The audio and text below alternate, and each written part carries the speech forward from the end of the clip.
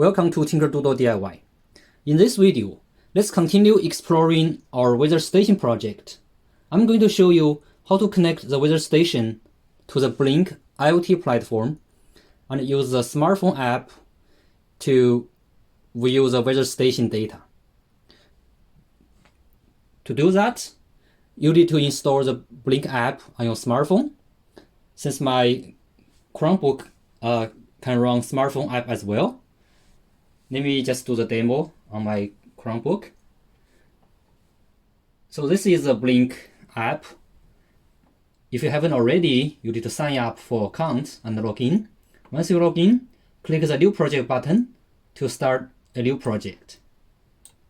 And in this project, go to the settings and make sure you set the devices to be ESP8266 and copy over the auth tokens. We're going to use the auth token in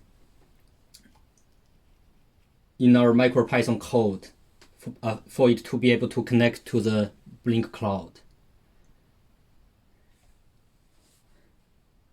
So here is the are the parts needed for this project. We're going to use a ESP8266 MCU and a DHT11 temperature and humidity sensor. The wiring is pretty simple. I'm going to show you the schematic diagram shortly. So let's go to the Tinkerdoodle online environment first. Go to the Features tab. Move to the weather station on Blynk notebook and run it.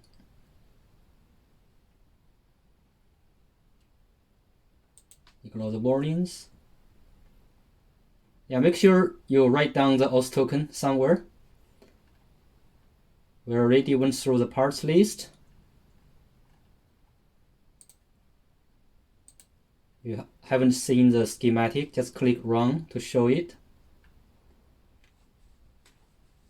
Make sure you click the wiring exactly as the schematic diagram shows.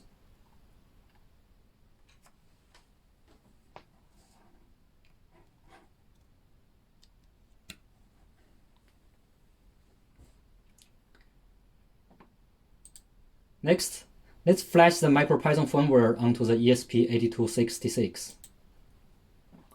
Oops, I have to connect to the device first and then to the flash.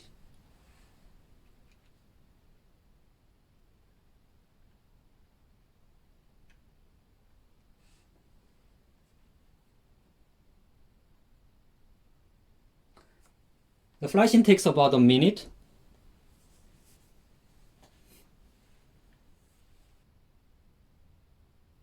Great, it's done. Now let's send the Tinkerdoodle Actions module to the ESP8266. That's supposed to be fast. Next one, let's write the Blynk library onto the MCU.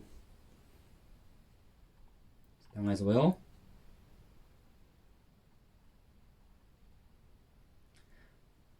So here is the main program. The program is simple, so let's quickly go through the lines.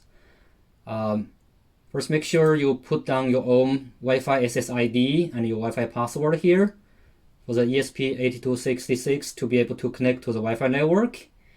And here, be sure to replace this string with your own auth token so that the device can connect to the Blynk cloud.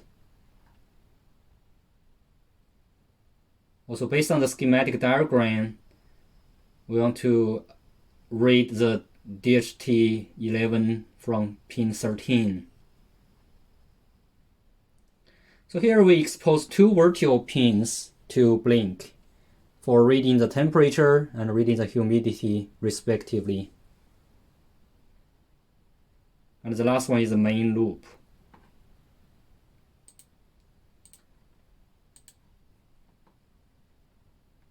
So let's write down the main code to MCU. Okay, that's done.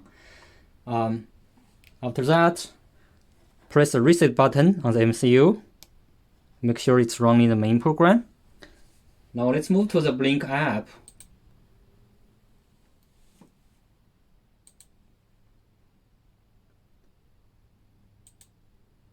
Let's add a labeled value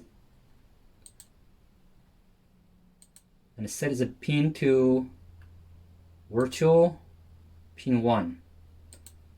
This should show you the temperature. Let's make it refresh every 2 seconds. And let's add a label to it, like temperature. Okay. Let's put it in running mode. Here it is. It's showing you the temperature.